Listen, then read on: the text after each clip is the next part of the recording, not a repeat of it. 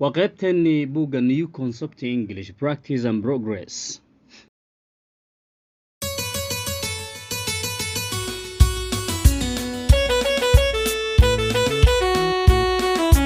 Assalamu alaikum warahmatullahi wabarakatuh. Welcome back to English with Susman official channel. Passage 31 sheekadii 31 ee buugga new concept english practice and progress. Success story sheeko guul ah.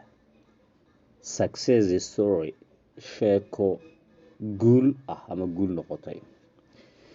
Yesterday afternoon shala galabtii Frank Hawking ninka la yiraahdo was telling me waxa uu ii sheegayay about wax ku saabsan his experiences khibradihiisa as a young man markii uu ahaa nin dhalinyaro ah. Frank ninka la yiraahdo is now hadeertan waxa weeye the head madaxa of a very large business company, shirkad ganacsi oo aad u weyn. But as a boy markii uu ahaa wiil, he used to work waxa uu ka shaqayn jiray in a small shop dukaan yar. It was his job waxa ay ahayd shaqadiisa to repair in uu dayactiro bicycles baaskiilada, and at that time goortaas ama waqtigaas he used to work waxa uu shaqayn jiray 14 hours 14 saac day maalinkii. He saved money for years waxa uu dhigtay ama keedsaday lacag sanadooyin aan in 1938 markii ahayd 1938 he bought wuxuu iibsaday ama gatay a small workshop dukaan yaro oo shaqo ah of his own uu asaga leeyahay. During the war inta lagu guda jiray dagaalkii, Frank used to make waxa uu samayn jiray spare parts qeybaha spare partska for airplanes ee diyaaradaha. At that time waqtigaas ama goortaasi he had two helpers wuxuu lahaa laba caawiyaal ah. By the end dhamaadka of the war ee dagaalka, the small workshop dukaankii yaraa oo shaqadiisa ahayd had become waxa uu noqday a large factory warshad weyn which taasoo employed shaqaalaysiisay 728 people 728 dad ah.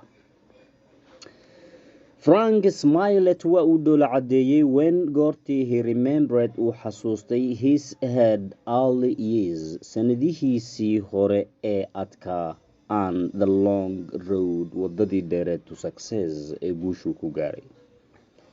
He was still smiling weli waa uu dhoola cadeynayay when goortii the door opened albaabkii la furay and his wife xaaskiisana came in ay soo gashay.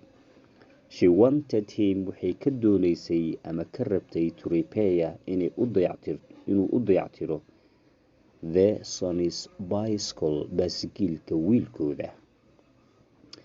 Comprehension fahankan praises iyo dunuucda kooban answer ka jawaab these questions su'aalooyinkani not more than aanan ka badnayn 80 words 80 eray. What was Frank Hawkins ninka la yiraahdo Frank Hawkins telling uu u sheegay the writer qoraaga about wax ku saabsan? Where did Frank used to work as a boy? Xagee buu Frank ka shaqay jiray wiil ahaan markuu ahaa? What did he use to do there? Maxaa uu ka samayn jiray halkaa? When did he buy goorma ayuu iibsaday ama gatay his own shop dukaankiisa? What did he make muxuu sameynayay during inta lagu guda jiray the war dagaalkii? Did he employ ma shaqaalaysiiyey a lot of people dad badan by the end dhamaadka of the war ee dagaalka naad mise ma? Who came into the room yaa soo galay qolka after a while waxyar ka bacdi?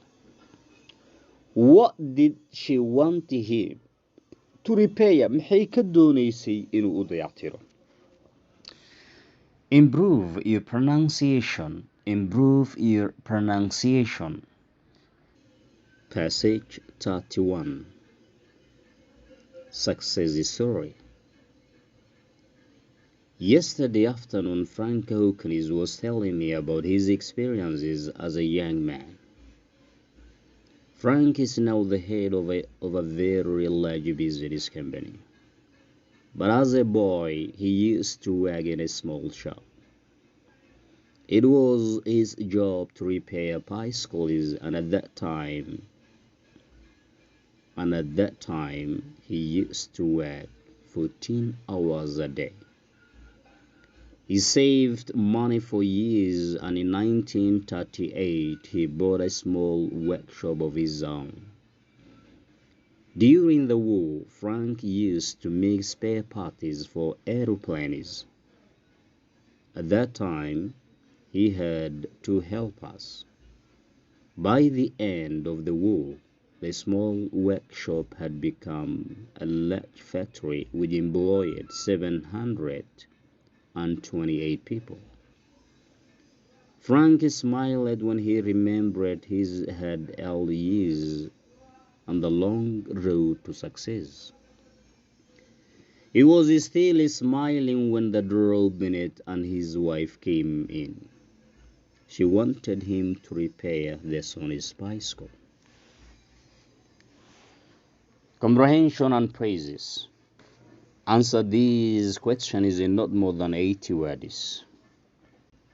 What was Frank Hawkins telling the writer about? Where did Frank used to work as a boy? What did he use to do there?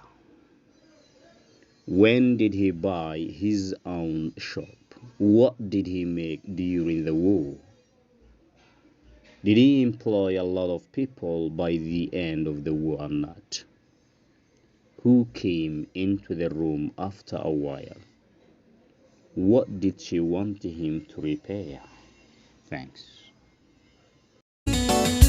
ألف لخرنبي ألف لوسنبي ألف لا